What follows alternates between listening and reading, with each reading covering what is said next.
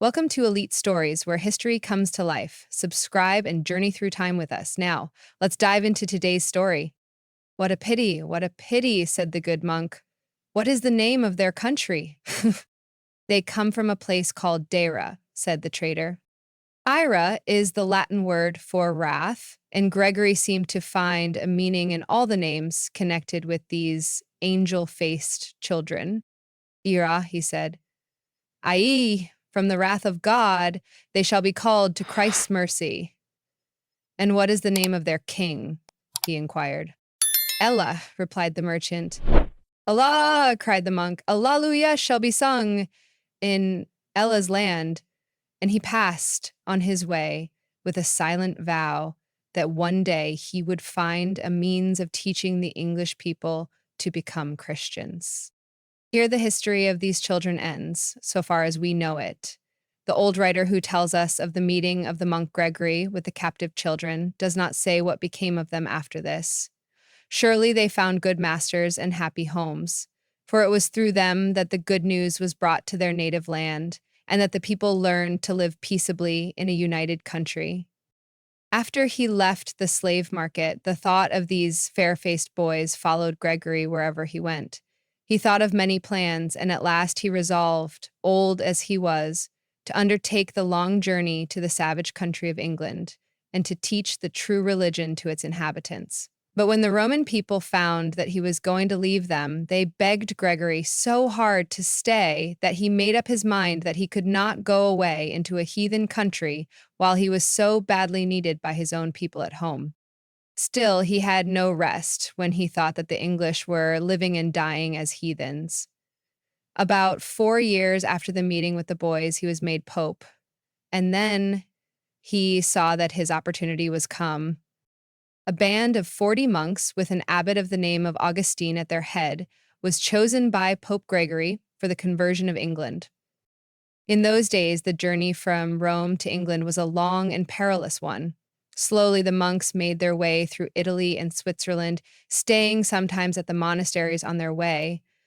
At last, they were in Gaul and were able to gain some information about the fierce and warlike people whom they had been sent to convert.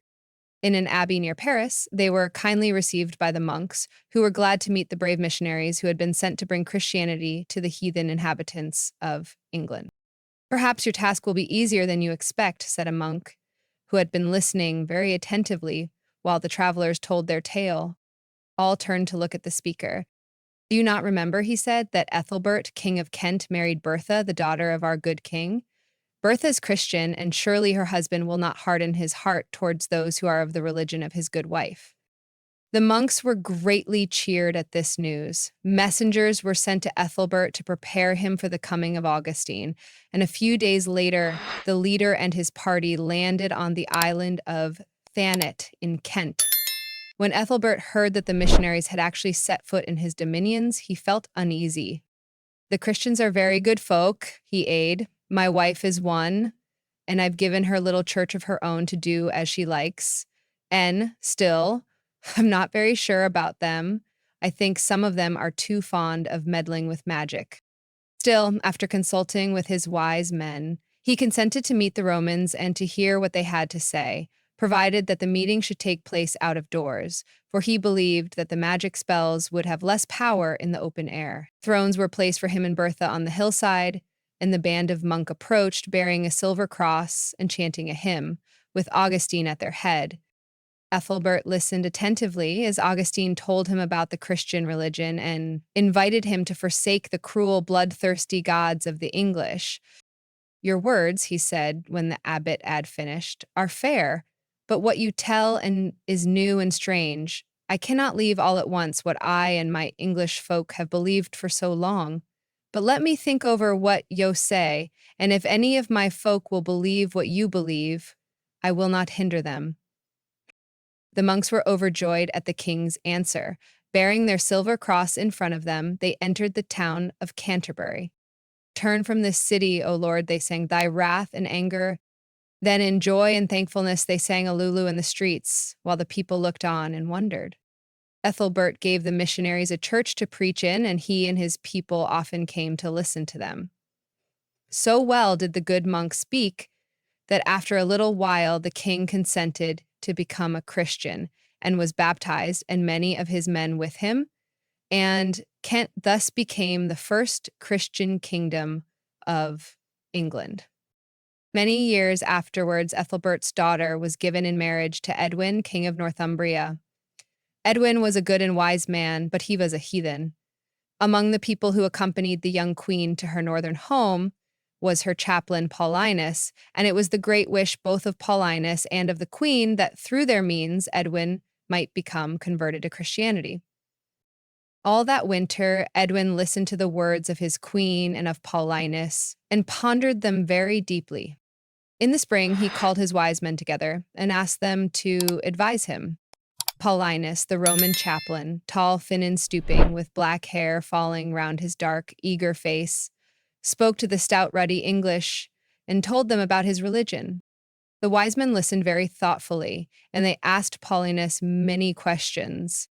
After a while, an old man rose up. "So seems the life of man, O king," he said, "as a sparrow's flight through the hall when one is sitting at meat in the wintertide. The warm fire is lighted on the hearth, the torches are blazing, and the hall is bright and warm. But without the snow is falling, and the winds are howling.